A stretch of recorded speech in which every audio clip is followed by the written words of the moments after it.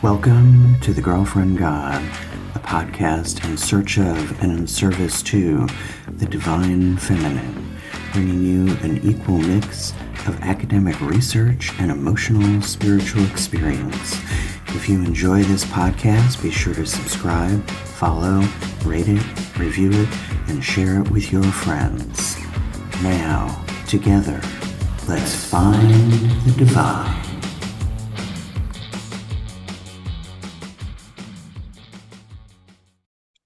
Welcome to the season premiere of The Girlfriend God Season 4. Today, I'm super excited to welcome Karen Tate, thought leader, speaker, author, and activist. Karen's work is at the crossroads of spirituality, personal transformation, and social justice. She's the host of the long-running Voices of the Sacred Feminine podcast, considered a treasure trove of wisdom for more than a dozen years.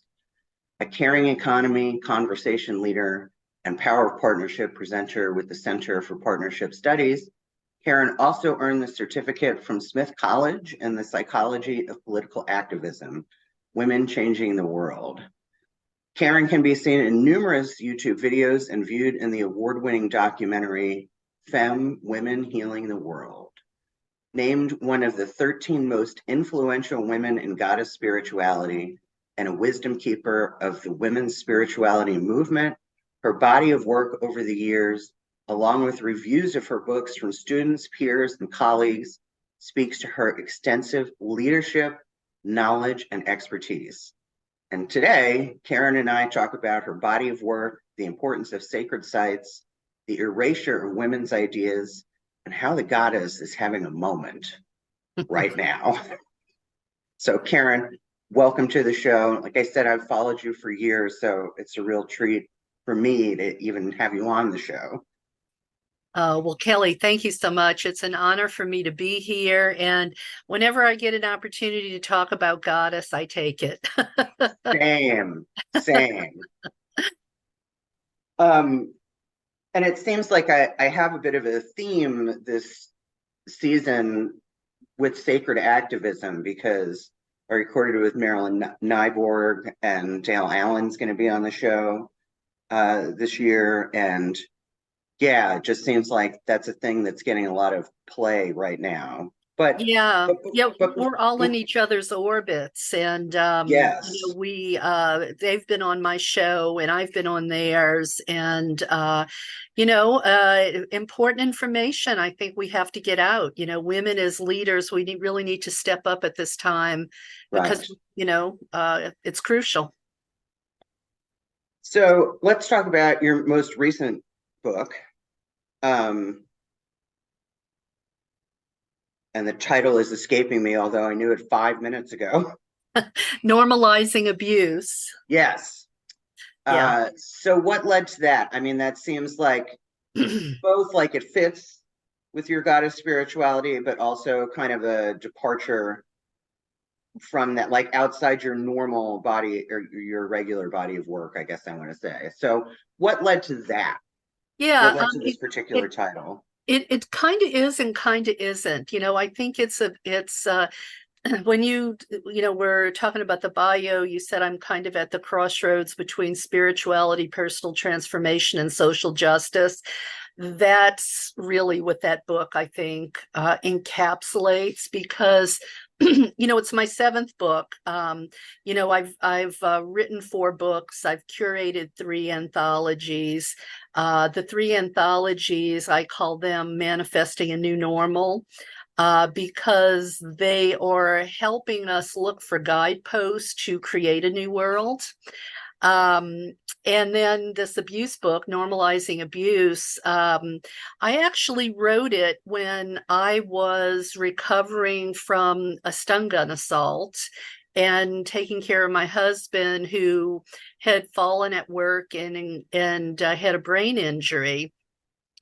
It was sort of the next step on this path of looking at how important social justice is and how goddess values and ideals play into that.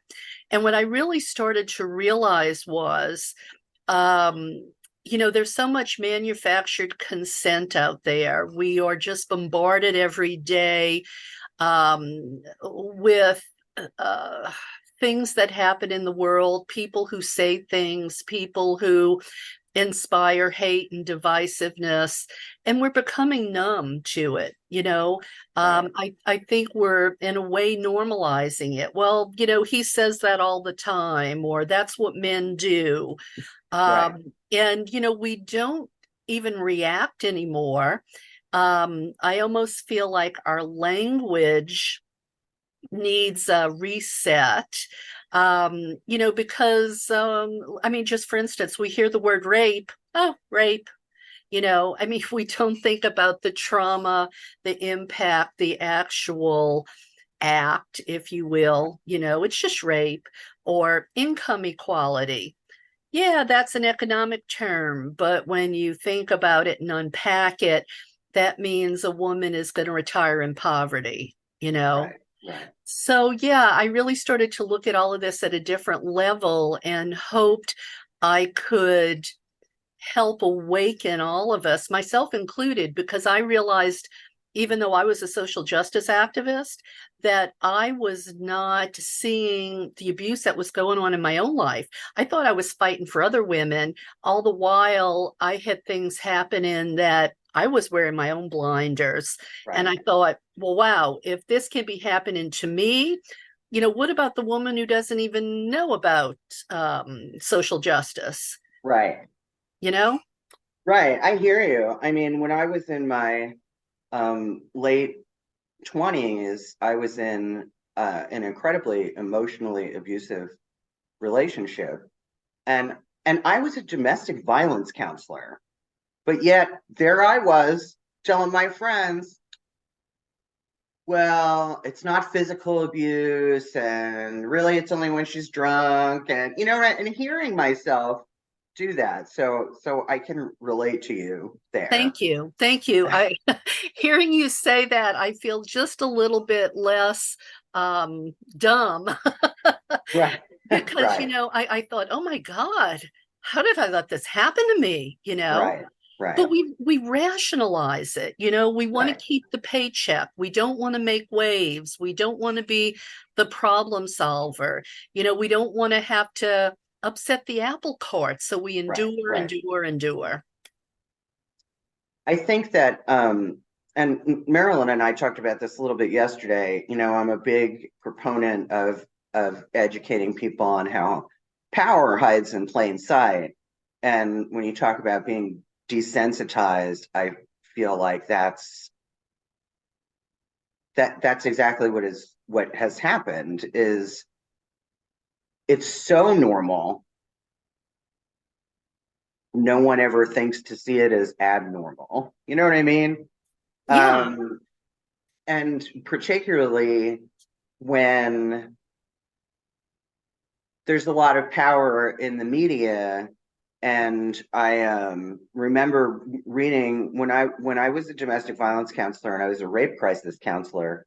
One of the people that we read was Jackson Katz, who's an anti-violence educator, and he talks about how the media, just in the language that it uses, and the passive tense or passive language. And the example that he gave was with domestic violence. You'll see a headline that says, Mary was a beaten woman, but you never see the headline that says John beat Mary, Yeah. which is what leads to that kind of victim blaming culture, right? Yeah. Yeah. Because words, I mean, we know as people who follow goddess principles, words are power. You know what I mean? You can't speak unthinkingly about these things. And the other example that I remember is when we talk about school shootings, which are one of those things that we've normalized, right? It's just another school shooting. You know what I mean? Yeah. But in his critique of masculinity equals violence, which is, I believe, is what we have in this culture, I think he's right. I mean, and these were talks that he gave 20 years ago. Mm-hmm. And it's even progressed since then. But he gave the example of school shootings where when you see the headline in the news, it's always, what's happening to our youth and kids killing kids. But that's not actually accurate. It's boys killing other children, Yeah. right? It's not kids, it's boys. And you have politicians who want to say, oh, it's just the problem with our hearts, or people aren't going to church anymore. They want to blame all the wrong culprits, so to speak. Right. I mean, they don't Moral blame the right ills. culprits. Right. Yeah. Yeah, and it's not, and it's so pervasive. I mean, I'll reveal something personal here, because of my stun gun assault. It happened to me on the job. And when it happened to me, I was very lucky. I feel like Goddess had put a bubble around me to a certain extent. The girl, it was a young woman who was coming after me with the stun gun. You would never have thought you had to be afraid of her. She just looked like a young college girl. And when she finally made contact with the stun gun didn't activate. So I didn't go into this spasm like you see, and it gave me a second to detach and step away enough so that I could, put a barrier between the two of us. And when I told the person I worked for about it, it was minimized. And because it got minimized, I got this, the silent message, okay, let's not make this a thing. And and I'm sure they're worried about their worker comp rates, not, well, gee, Karen, should you go to the ER or something? Or you okay? Wasn't anything like that. So I dropped it, because I didn't fall on the ground. I didn't hit my head. I didn't think I was physically injured. So I dropped it. I didn't realize in the coming months and years how it affected me psychologically. Right. Well, then when I tried to file a worker comp case, they said, oh, too late. It's like when a rape victim finally decides they have the courage to talk about it. Oh, well, that was a million years ago. Why didn't you come forward sooner? Right. Things are just so messed up. And it's all for the benefit of the people who benefit the most from this predator capitalism that we live in. Right. So with the title of your book, Normalizing Abuse, I'd say it's also normalizing trauma, right? And not, as you say, didn't realize at the time that years and months later that it would have this effect on you. Yeah. I feel like so I've been reading some lately about how all of our kind of general fucked upness in the world, or at least in the United States, right? That's really all I can speak to because this is where we live, is really about having never been taught how to regulate our own nervous system, which I think is really interesting concept, right? Because there's something to be said for recognizing dysregulation, right? Like in my own life, so I, like everyone I know, take some sort of an anti-anxiety, antidepressant, whatever. I know very few people who don't take something. But I have often wondered, is that really effective, or is the key to really be as in touch with myself as I am and learn how to regulate my own nervous system? That's really the problem. Well, and it's putting a Band-Aid on the problem, really. Right. Because you look at the opioid epidemic out there, it's Right. for a reason. It's, because the pressures that we have to live under. You go to the Scandinavian countries, they don't have the economic pressures that we have Right. here. They're starting to experiment with universal basic income now, for instance. And it shows when somebody knows they're going to have a roof over their head and food on the table, it takes the pressure off, you know. Now, I mean, that's just economically. I mean, obviously, there are other sorts of stressors besides not having enough money. Um, but, you know, I feel like, yeah, there hasn't been enough importance put on self-care, whatever Right. that looks like. You know, it's more about, you know, going to a psychiatrist or therapy is taboo, especially for men. I mean, look, you even have people in Scientology that think it's evil, right? Right. You know, you have fundamentalist churches that tell women to stay with their abusive husband. And Right. if they're just a good enough wife, then, you know, maybe this wouldn't be happening. You know, we aren't addressing the sources of our anxiety and Right. trauma and exploitation. They're Right. just getting away scot-free. Like when you said at the beginning, well, Mary was raped, not John raped her, you know? Right. Right. So, do you feel like things are changing? I feel like great change is always preceded by great chaos, and it's why we're at where we're at now, because all of these things that we're talking about are beginning to fail. Government is failing, capitalism is failing. These structures that have been in place for so long are starting to fall apart. And you mentioned basic universal income. I think that is on the horizon for us. We'll be the last to do it because we're the last to do everything. But I have a friend who lives and works in Berlin, and she's a painter, she's an artist, but for a long time she worked in tech and she worked in blockchain technology and all that. So she's very aware of what's happening in the world there. And she said, Kelly, in 5 years, 95% of the jobs here will be replaced by AI. And they will have no choice. But the only solution to that is a universal basic income. Yeah. And then the problem is who's going to decide who's going to get how much? That's where Right. the next fight is going to Right, be. right. Because you know there are people who, at least here in the United States, who think any sort of assistance is, you know, the welfare queen stereotype that I grew up with in the Right, South. right.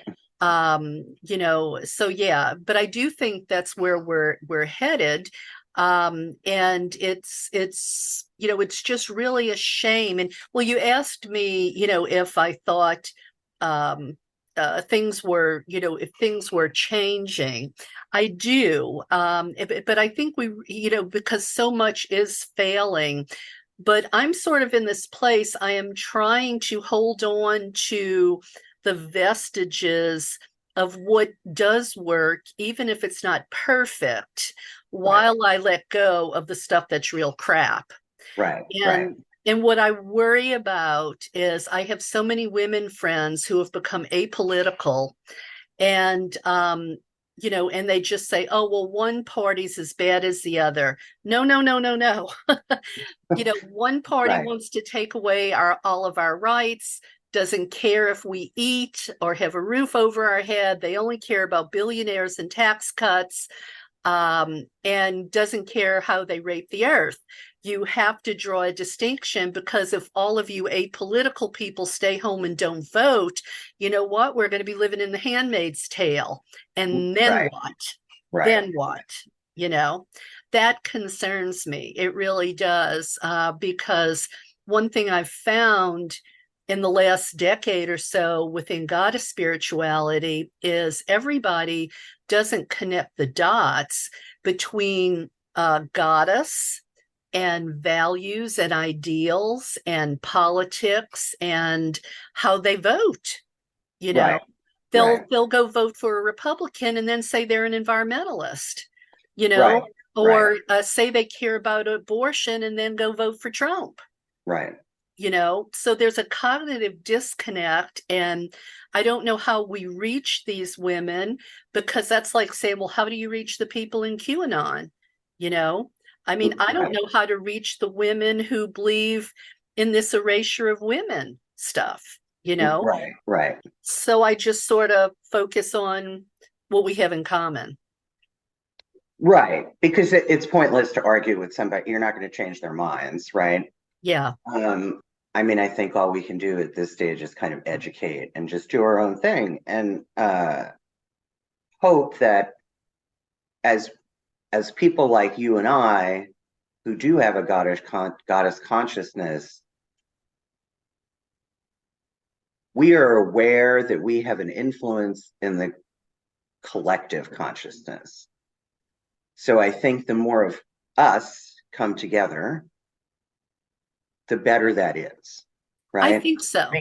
Because I also think there's a danger in beating the drum of negativity, because in terms of collective consciousness, that just adds to the already existing problem. You know what I mean? And that's just me I mean, I'm a bit of a law of attraction person, and I don't buy into all of it, but I do believe that part, right? Like, if we're all if millions of us are complaining, well, it's not fair that guy has all the money and I don't have any money.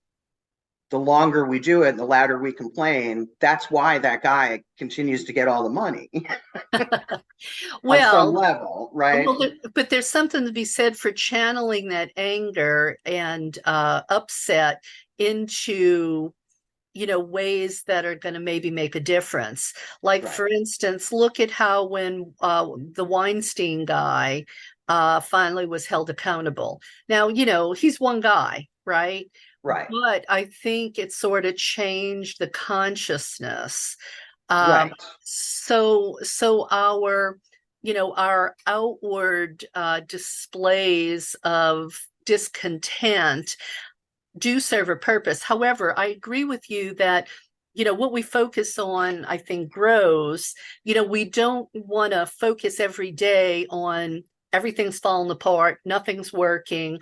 I think we have to be in gratitude and in compassion and in generosity, but at the same time know what's going on in the world, so that when it comes time to vote locally or nationally, we know what's going on enough to know, well, one party wants to do away with democracy and another party wants authoritarianism and a theocracy. We at least, I think, have to stay tuned in enough when we're called upon to vote, or I don't know, our occasional marches in the street, that we show up and in solidarity. But on an everyday basis, don't let it consume us, I guess. Does that make sense? Right. It does. It does. I mean, I feel like that's how I am. Like I read my, I read my New York Times briefing every morning and a couple other things, just to be aware enough of what's going on in the world, so that I don't walk out my front door one day and go, what the fuck is happening out here? Because there's been some missile strike. You know what I mean? Exactly. Gee, what's that cloud out there? Right. So let's talk about the goddess community and how it plays into all of that. Recently, I've had a lot of discussions about, again, I think it's changing, this move forward and coming together, because for me, my own personal spiritual beliefs, I really do believe that we're all one. And I think that globally, consciousness is moving in that direction. Mm-hmm. So, but it seems like women, so two things are kind of happening simultaneously from where I sit. One is, I applaud more and more women who are trying to have what they are most passionate about be their source of income. Fabulous. But the other side of that is because we're all doing that,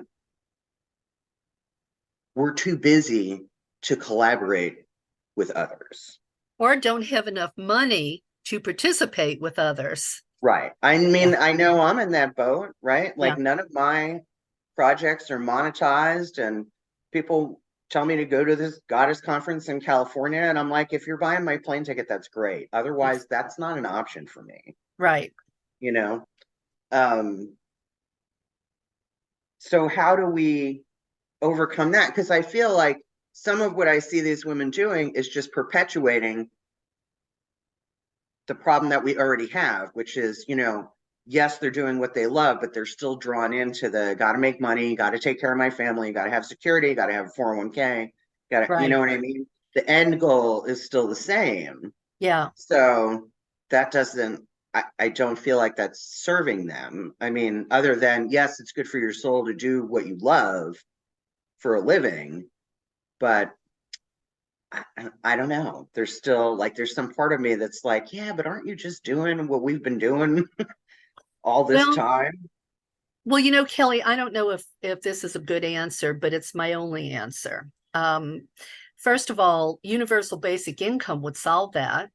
Okay. Agreed. And it would also help, people who are trying to go to college. But anyway, so put that aside because that's not going to happen soon.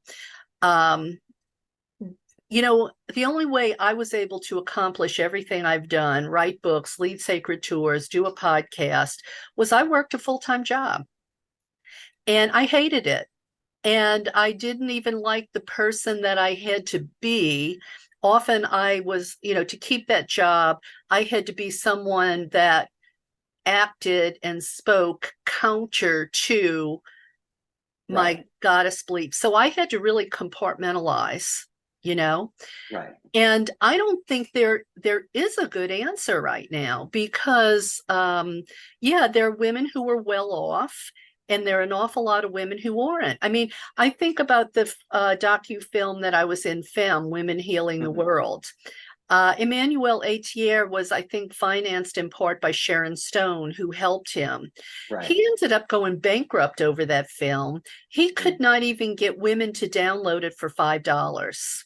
Mm. So there's something about women not supporting women as well, Right. and it could be because they don't have the extra money, or it could be there is just something in us. We have not learned to really be a sisterhood yet.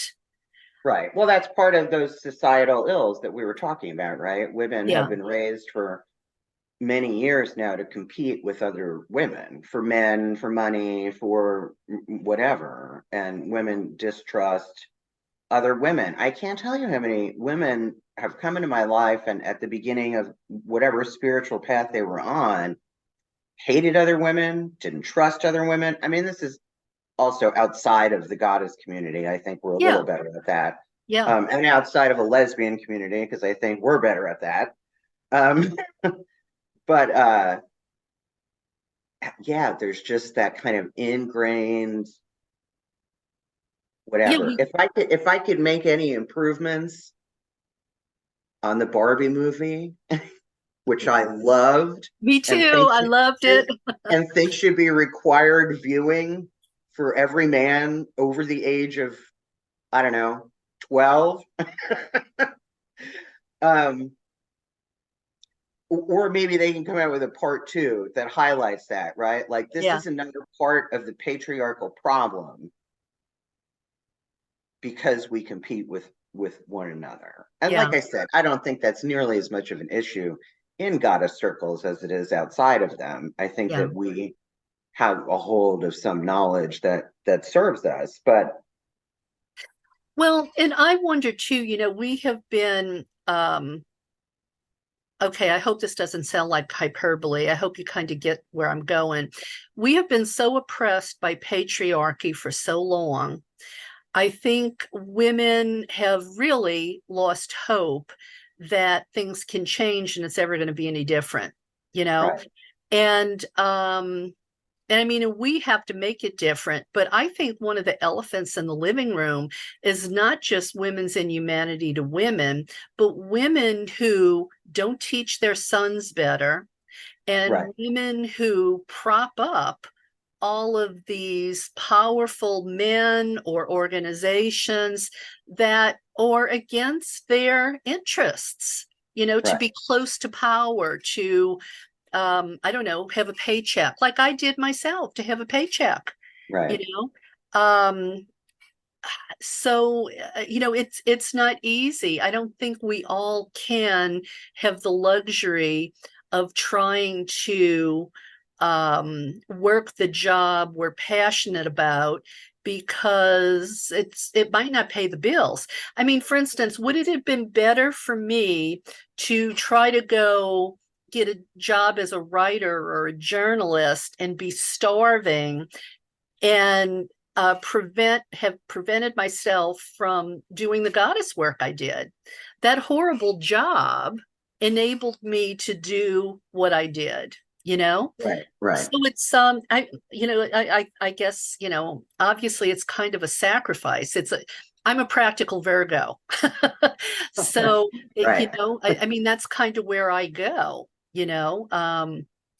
don't know. I wish I had a better answer. So, goddess culture on the rise. Yes and no.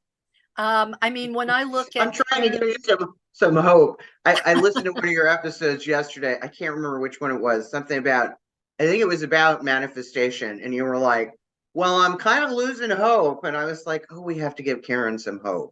We have to give Karen some hope." well, That you know what people, gave me that hope? people like me and my generation, we really are stepping up to the plate. I know two other women who have goddess spirituality podcasts, and we're Yeah, all around the same age. So yeah. we're trying to glean. That's why we have you guys on our shows, because we're trying to glean all of this information. Well, here it's always yes and no, because when I was pretty isolated during the time I was trying to care for my husband with his brain injury and recover from my own stun gun assault and write the book. I really sort of dropped off social media for several years. And I put the podcast on hiatus. And when I came back and I really started paying attention to Karen McRandall's Divine Feminine app, Mm-hmm. I was gobsmacked at Mm-hmm. all of the activity going on out there and all of the different flavors. And I was like, yes, yes. And here, women and goddess had a place at the parliament again, and that was all beautiful, because I had heard, I mean, the last time I talked at the parliament was when it was in Utah, and I think that was 2015, and that was before. I didn't go on hiatus till probably 2019. I had heard that um, we should enjoy that, because women in goddess were not going to be able to be so center stage moving forward. Mm. So I was, when I disappeared, it felt like things were not on the upswing. But when I Right. came out of my forced isolation, I did feel so much better. That didn't mean all the problems weren't still there, but it Right. felt like the idea of goddess and the feminine had, was starting to really catch on like wildfire. But I'm not sure, women everywhere have a full picture of it yet, Right. but they're getting on board, and I think more of them are thinking about themselves and self-care, and they're starting to value themselves more and don't want to just accept what the church or men or the economy, that box. We're not just breeders. Right. We're not going to let you not pay us equal pay. Yes, we're entitled to have childcare credits, yada, yada, yada. Oh, and there's more. we haven't really increased the number of women in government, but at least in Washington, but there are more women governors. Right. And there are many more women in college than men. So, and people are leaving the organized religion, Yes. and they're more spiritual than religious. So there Right. are signs out there, but we still have a Right. lot of work to do, you know? We do. We do.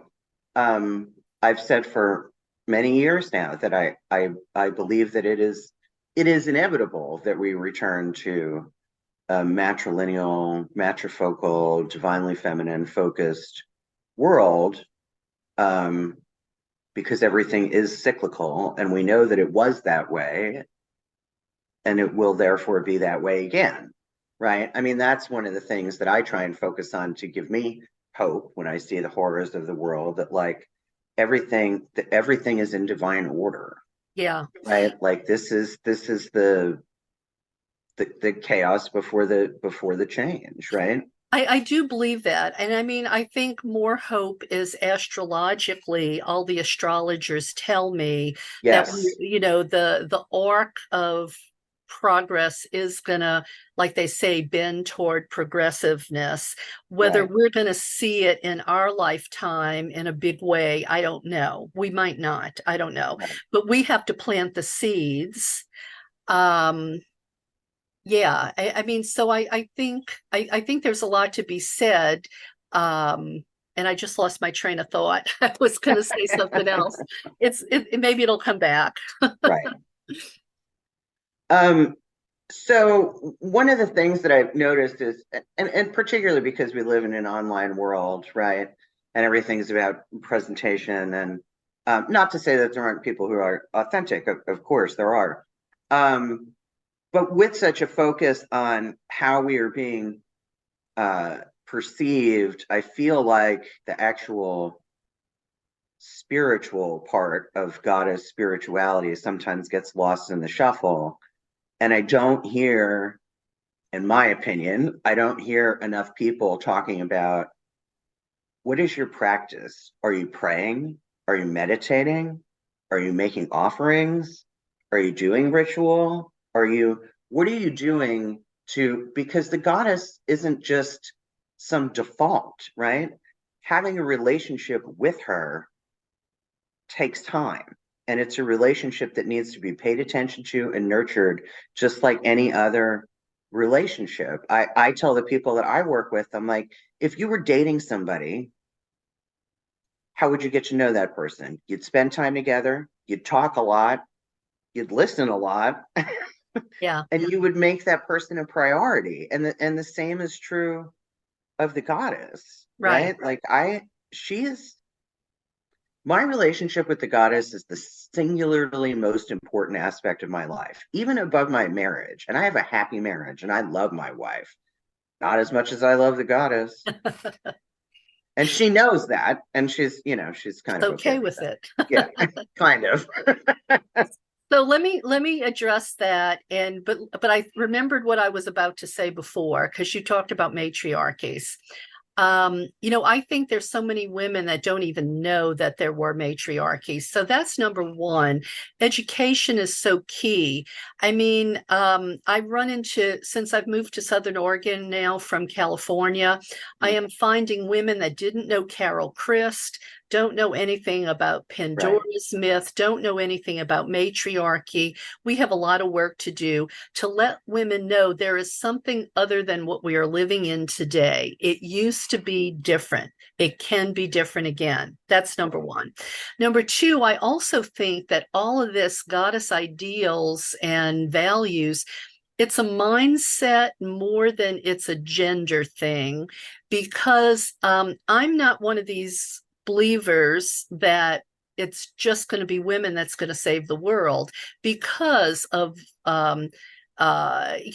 like the women Phyllis Chesler writes about in her book, Women's Inhumanity to Women, like the women we mentioned earlier who were busy propping up patriarchy and fundamentalist religion and predator capitalism. So I think it's going to take good men, feminist men, if you want to call them that. I don't care what we call them, Men who know what we know and believe what we believe because they're out there, along with women. It's not just a woman thing and an anti-man thing. Right. That I really do feel like I want to stress because, I've been married to the same guy for 40 years, and he's been the wind beneath my wings since the 90s. If, he was there supporting me in everything I did. And I've run into a lot of men like that. Mhm. So, they're there, and I think they can be cultivated when they're educated. And, a lot of it depends, like I said, on what women are teaching their sons. But anyway, practice. Yes, I am fond of saying Goddess is not an ATM machine. You don't Right. just go to her to withdraw, withdraw, withdraw. Right. I need a lover. I need money. I need a job. I need, Right. Then you're just making the goddess your errand girl. Yeah, yeah. And it is about reciprocity, like everything in life is, And I think that's a very personal thing. Some people might stay connected with Goddess by following the wheel of the year or the moon phases, or I have a living room that's an Egyptian temple, and Isis has a prominent spot on a big table, and she is a focal point. I see her every day. I can't not think about her. Right. And I'm constantly writing about her and talking about her. And I think about, there was a movie that came out a few decades ago, I think maybe. It was a King Arthur movie, and the Lady of the Lake was telling Arthur that she was dying because no one remembered her. Right. And I feel like it's really our job to um, stay connected to our goddesses, whichever one, we feel called to, and, incorporate her into our lives. So it's not just like when I was a Catholic, well, we just went to church on Sunday. And once that hour was over, we didn't think about church anymore, Right. I think whether we're talking about her as a deity, an archetype, or an ideal, she has to be incorporated into our lives. And I think it's important to talk about her as an archetype and ideal for the agnostics and the atheists out there, Right. to understand who she is, even if they don't want to believe she's in the heavens and they can pray to her and she cares about us. Agreed. And I'm also starting to, I feel like, take my practice and my thoughts and this spiritual journey that I'm on to the next level, because I don't know, somehow all of a sudden now, I didn't used to pay attention to it. I used to poo-poo it as new agey gobbledygook, but I'm thinking more about frequency and vibration and ascension. And I'm really starting to see, for us to vibrate at a higher level, we have to be living those goddess ideals. And it's like now I feel like those two things are married in my mind. Right. Goddess values ascension. And maybe somebody's going to call it ascension, somebody else is going to call it how we evolve humanity. Right. Right. But I'm really starting to look at that seriously. It makes sense to me, where when people used to say, "Oh, Karen, you're a light bringer," I go, "Okay," Yeah. you know. Right. Right. But now I redefine life bringer maybe as a teacher, and Right. and Right. I'll go, "Okay, well, if you call me a teacher, yeah, I can accept that." And so now I've expanded light bringer to mean teacher, and I'll claim that title now. Right. Well, and I think we do. I, I mean, sometimes we struggle with, some women have no problem with it at all. But I know for myself, like, I really struggle to embrace the title of priestess, Mm. because I am not somebody who took one of the 1,000 come to our goddess school classes online to be ordained in some particular lineage. Although I had looked into that, but that is not, again, something that I can afford. Yeah. I would have loved to have gone to, become a priestess of Avalon or the 13 Moons tradition, which is probably one of the most reputable ones out there. But I just couldn't. Like, that wasn't possible for me. But then because and maybe you can relate to this and maybe you can't, but I feel like I'm often the I'm so smart person, but then somebody puts it a different way and I'm like, oh, like I'd never even considered that. You know what I mean? Yeah. Yeah. We teach So each last other. season I had Flora Ware on the show, and Flora Ware, who's the founder of Earth Song Temple, and she runs a school such as what I was talking about. And she said to me, she said, well, Kelly, if you look at the history of the word priestess, all that really means is that you keep the fire burning in the temple for the goddess and you're of service to your community. And I was like, oh, I'm a priestess. right. Yeah. Yeah. And then Yeah. I went and got ordained, which made me feel a little more official. But Yeah. Yeah, but I know what you're talking about, because first of all, the mainstream world does not know goddess people, pagans, whatever we call ourselves. There's not a good word. They don't know we have clergy. And right, I can tell you, I ran into so many women who wanted to be ordained, but it was about, gee, it's the really cool clothes, and we're going to do magic. And they had no concept of service. well, I ran into that in the witch community and the pagan community quite a bit. Yeah, yeah, And I mean, I'm sure that I met very ethical pagan practitioners as well. sure, But for every absolutely. one of them, I met 10 who were in it for, I want to learn how to do magic so that I can make shit happen. And it's Right. like, Or you'll go to say a pagan pride day, and they have a list of classes, and everybody flocks to the sex magic class, and right, nobody right, goes to the spirituality and ethics class. right, right, right, So I kind of feel like goddess spirituality has not matured yet. Maybe we're in our teenage phase, so to speak. Um, but I don't know. We all are where we are in our spiritual journey, and I think how far I've come since the 90s, and people just learn as they learn.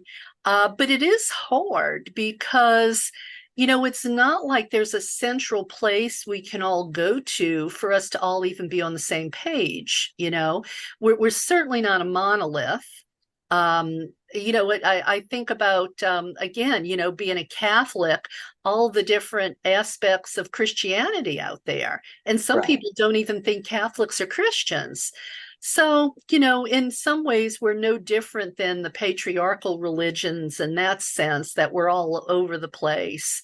But I do believe that we have to give ourselves permission to claim that, if you want to call it a title, a label, whatever it is, especially if we're in service to the community.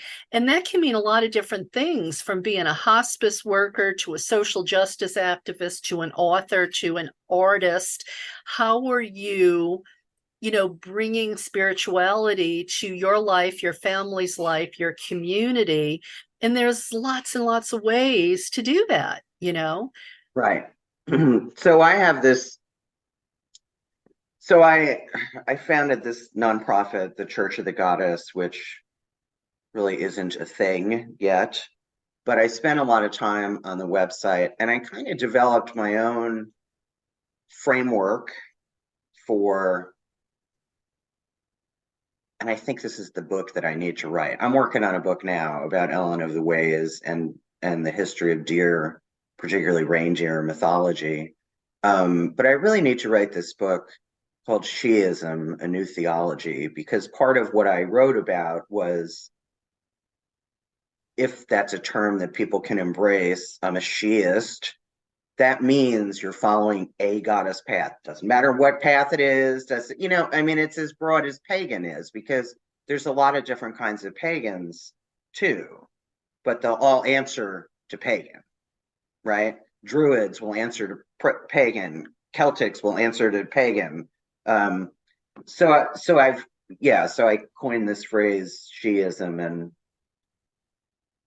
it seemed like a good fit at the time. Well, But I came because up what with I that. envision is this kind of global sisterhood, right? Because Right. like Liz Kelly's book, Home to Her, and you were on Liz's podcast, Yeah. um, her book is all about, we have to remember that there are other countries, right, who have very long-standing traditions of different goddess paths. Like it's not just here. And even like I had somebody on the show last season who was in the Caribbean and all about Caribbean goddesses. And it's like there are so many other paths and there are so many goddesses other than the Greco-Roman pantheon. You know what I mean? That Oh, that that's absolutely. Yeah, I that's mean, something I I try look and at educate. Goddess as really, the poster girl for diversity by her Right. many faces across continents and cultures. And I like your idea of Shiism. When I wrote my first book, Sacred Places of Goddess, first of all, your listeners might find this funny. And I love this story that my male publisher did not want me to capitalize the word goddess. And I freaked out and said, I have to I would have freaked capitalize the out. word goddess. And so he finally agreed to put it to a vote to all of his publisher friends. And it was so funny because it came back along gender lines. The women all said capitalize it, the men all said lowercase. So Shocking. he gave in and he let me capitalize it. So in that book, I was trying to figure out what to call myself. Yes, I was a priestess, but I wanted the book to be a little bit more mainstream. Pagan, I know that bothered me because it's always been a derogatory term Christians thrust on Right. non-Christians. So I came up with goddess advocate. And I know that sounds so sterile. But I couldn't, but because I was also trying to incorporate, you know, uh, men like my wonderful husband who is dedicated to Isis and Sekhmet and Anubis, so it couldn't just be gender oriented like that. It had to Right. be inclusive of both Right. genders. So Right. Goddess Advocate was the best I came up with. And I wish someone would come up with something better. Well, I like Shiism, and we'll see if that catches on I think it or will. not. I mean, I got to start talking about it and writing about it and all those things I haven't done yet, but it's not on the website. Um, yeah, because I really did want that, and in last season we had this episode about goddess churches and what that could look like Hmm. to be an all-inclusive space. And I can't remember whose website it is, but somebody's website talks about men and she calls them the shining brothers. Hmm. And that's a term that I can embrace because I have come across men. There's this guy that emailed me from the Church of the Goddess website, and his first question was, do you allow men? And you know what? I've had a long email correspondence with this guy now, and he is a dedicant Yeah. and frustrated because he Yeah. doesn't have other men in his life to talk to about the goddess and the pushback that he receives when he does try. Yeah. Yeah. I feel bad for the good men out there because where do they have to go? Right, And I really do think we have to find a way to embrace them at the well, so to speak. Um, right. and work in partnership with them because partnership, like Rianne Eisler writes about, partnership is what we're looking for, Right. So yeah, we got to figure it out. So let's go back to for just for a few minutes. I know that you wanted to talk about the sacred sites and sacred site pilgrimages, and I'm curious to talk about that again because of uh, the financial barrier to things like that. You know what Yeah, I mean? it's huge. Yeah, it's huge. Well, I will say that the only reason my husband and I were able to travel to all of these sacred sites back in the 90s and 2000s was because we were part-time travel agents. Hmm. So I was not paying what the general public was paying. Right. We also had a timeshare. So sometimes I was able to utilize the timeshare as a base and then just rent a car and go out on day trips. That's when Hmm. he and I traveled by ourselves before I actually started putting together group tours. But the cost is prohibitive. But I will say, at least now, virtually, we can visit the great museums and see Right. a lot of the goddess artifacts. Um, but it's the difference between reading a recipe or tasting the stew. You know what I mean? Right. There's something about standing in these sacred sites where goddess was worshipped. She was at the center of culture, that made it so much more real to me on some level, Right. Right. you know? And that's why in my Sacred Places book, I actually tried to include as many places here in the United States as I could think of that we could look at as goddess sites. Right. First of all, I, took the leap and said, any museum that's got goddess artifacts in it is a sacred site as far as I'm concerned, because you have her image, her representation, her history. So let's call that a goddess site. Except Um, when the museums do that thing that they do sometimes, which is label something as woman holding yes, gourd, blah, blah, blah. When you yeah, and I know that is very much a particular goddess that you're thinking. yes, yes, And, or and I or say or you, that and I say that coming from a background of libraries, museums, and archives. And yeah. yeah, Well, the religious right here is a lot to contend with. And so there's that. Um, yeah, so or they'll fertility figure. That one gets me too. right, So right. yeah, so museums, the good, great museums. I mean, in California, there's the Rosicrucian Museum. Down at the end of a hall of goddess artifacts is a huge statue of Sekhmet. So yeah, museums, also a lot of places that we might not think about, like the Grand Canyon. I make the case in my book that we could look at the Grand Canyon as a sacred site of goddess. I've started to look at, rivers in the United States, Hmm. look at churches dedicated to like Mary Magdalene or Mary, or like in Los Angeles, there's a church. Outside of it is an area dedicated to Guadalupe. So, we have to, we might not have great archaeological sites, but we do have other flavors of sacred Right. places. And We're gonna take a day trip to the Serpent Mound oh, in yeah, Ohio. yeah. And if you're living on the West Coast, you can take my book and actually do a West Coast tour.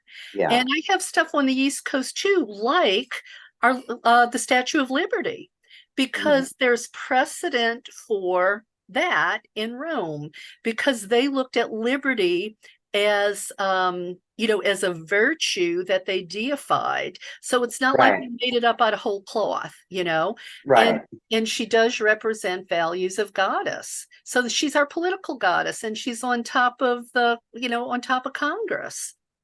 Right. Right. Interesting. Yeah, I wish there were more sites here, but I like what you said about trying to see some of these natural things differently. Like there's something else in Indiana. There's some underground river in Indiana that looks amazing. The descent's like 500 feet, so I'm not sure if I could walk that, but I'm sure going to try Yeah. because that sounds like an amazing thing. Um, and maybe someday as we move forward into this income equality or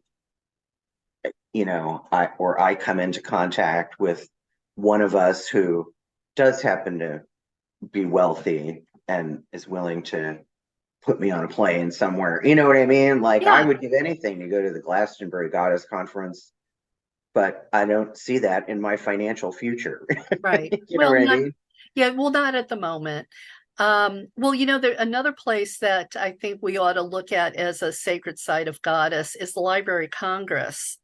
Mm, I was really sort of gobsmacked when I walked in there and saw all of everywhere you look or images of the feminine. Go online and look at mhm. it because you can do a virtual tour. They name, areas of science, agriculture, mathematics. I mean, all of these genres are all represented in the female form. Right, And I don't know, I feel like we got to take it and claim it where we see it, right, and not just you know, um, give it more meaning, give ourselves permission to give it meaning. right. Anything in our list that we didn't get to? Not that I can think of, um, Okay. other than plugging my podcast and books. um, so Yeah, yeah, I love your podcast. I mean, I look at, I go far back and I look and see some of these women that you've had on, and I think how lucky was she to get to talk to her. I But feel that way too. Yeah. but I'm having Max Dashu on the show this season, so I'm hoping that 2 decades from now, people are going to look through my archives and go, "Wow, she got to talk to Max Dashu." There you So, go. Well, and some of I these mean, it women is, have it's, passed, yeah, and if yeah. we don't, Like you had, who I love the most. I'm a big Jean Shinoda Bolen fan, Mhm. and you had talked to her, and I was like, oh, she got to talk to her. Yeah, yeah, but she's still alive, Yes, um, yes, and but still doing her thing, yeah, right? and I, but I there's see classes and videos and stuff come out of her all the time. I think she's fucking fabulous. yeah, yeah, absolutely. You might, I don't know if she's given interviews anymore, but Elizabeth Baring, Hmm, hmm. she's incredible. Get her while you maybe still can. Right. Yeah, I mean, Carol Christa's gone, Lydia Rule is gone. So many of them are gone now, but at least their voices live on. You know, And those of us that have these podcasts, like I said, it's funny because many of you have been on all three of our podcasts. Because there's myself and Liz Kelly's home to her podcast, and Dr. Carla Ionescu's The Goddess Project podcast. And like Glennis Livingstone has been on all three of our shows. yeah, You've been on two out of three. yeah. So I we don't know try the and other. find these people, and I'm looking at, these are the women, including yourself, that I consider the foremothers of this goddess spirituality. And I feel that way about everybody that's coming on the show this season. I'm Marilyn Nyborg and Max Dashu um and Dale Allen, even though she's a little bit younger. But yeah, these are the people that have been doing this work, and we love talking to you. Oh, thank you. Well, it feels y- I can remember in the 90s when I was so petrified, I couldn't even find my voice to call in a corner. You know, Mhm. um, so to Right, be here now, who'd have thunk it? You know what I mean? Um, right. but yeah. So thank you, Kelly. I appreciate that, Yeah, and and particularly my generation. So I'm 51. So I'm at that, Generation Z is kind of the crux between we've been here for this explosion of technology and so much information is available to us, but I'm also old enough to remember that when I wanted to learn about a goddess or witchcraft or whatever, I had to go to the library. And I learned from other people and elders who weren't on a screen. yeah, yeah, yeah, Um, and you could so feel the and I energy. You'd feel right. the And energy in the room. Yeah, so I see these women that are in their 80s doing podcast episodes, and I'm like, that is something. Like that just makes my heart happy. yeah, You know what I mean? Because yeah. they because you all want to share your knowledge with us before it's gone, Yeah, right? yeah, because I don't want us to have to keep reinventing the wheel, Right, right, because we just waste time and that only serves patriarchy, right, right. Yeah, so for me, it's never been about the money. It's always been about the knowledge because, I grew up in the Bible Belt and I didn't start learning any of this till I was 30. And Right. I was pretty angry, honestly, for a few years that I didn't have access to any of this. I didn't even know to Mhm. look for it. Right. I will say, and if you've read any of my writings about this, I grew up a racist and a white supremacist Yep. because that's what, was in my orbit. And you don't know what you don't know, you know? Right, right. You certainly don't know what you don't know. Yeah. And there's always like I never stop learning. I'm in a class right now with Devorah Gren, Oh, who I also consider one of our foremothers, right? she She's was been on on the show a my couple show times. last week. Yeah, yeah. I love her. So I'm in a class that she's teaching through the online Hebrew college. Um, Pretty much the theme of the book that she put out, Talking to Goddess, where she's got these 72 different women from various cultures and various goddess paths, and how do we communicate with the divine.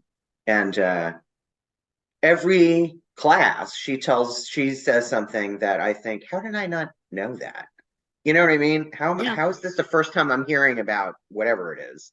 But so yeah, I think those of us that are doing this work who are of my generation, we're still very eager to learn and very eager to share it because we are at that crux and we have the technology to spread that message to perhaps a different, you know what I mean? Like the people Yeah, who listen to your podcast might not be the same people that listen to my podcast and vice absolutely. versa. Because that's the thing about podcast analytics, right? You can see the numbers, but you really don't know who's listening. No, no, no. Yeah. Unless they Well, send you a message, which is rare because nobody communicate, engagement is very difficult on social media. absolutely, absolutely. Well, Um, I just want to say, before we go, because I know our time's almost up, I have to credit Rianne Eisler. She really was one of my major mentors. mhm. And I think it was because of her work I started to also make the pivot over to social justice. And it was because of Chalice and the Blade. Everybody needs to read the Chalice and the Blade. Yeah, yeah. If we had one book that we all read, I don't know, I think I would want it to be that book so that we could Okay. at least all start on that same page.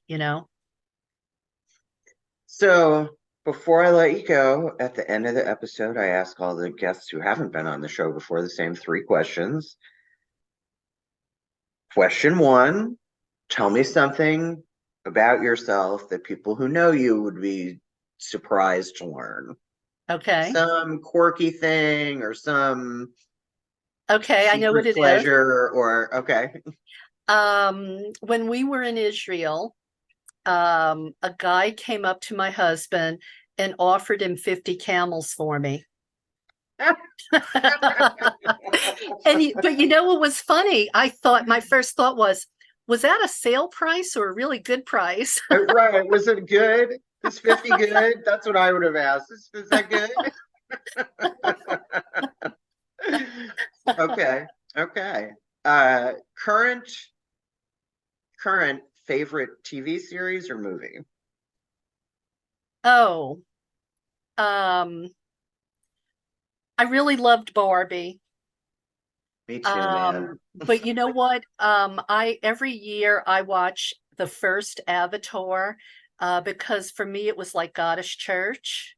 Yeah, And I love The Handmaid's Tale, me the too. series. Let Yeah. it serve as a warning, right? Yes.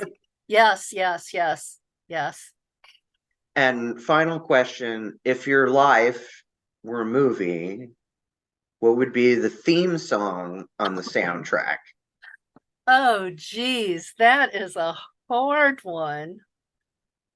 Um, she did it her way. Is that a song? Well, I was thinking, isn't there a song out there? I did it my way. I think Yeah. That's an old song. The Frank Sinatra song. I think so. But yeah, that works. Yeah, That maybe works. so. Well, and then I'm thinking about, I mean, I was a kid when these things came out. I don't know why I'm thinking about these now, but Nancy Sinatra had that song, "These Boots Are Made for Walking." Yeah.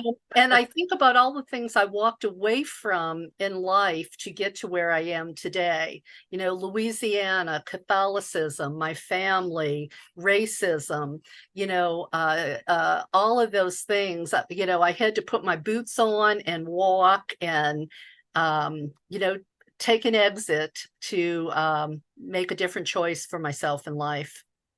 I think it should be that, because that That, seems more fitting, and it's a woman. yeah, there you go.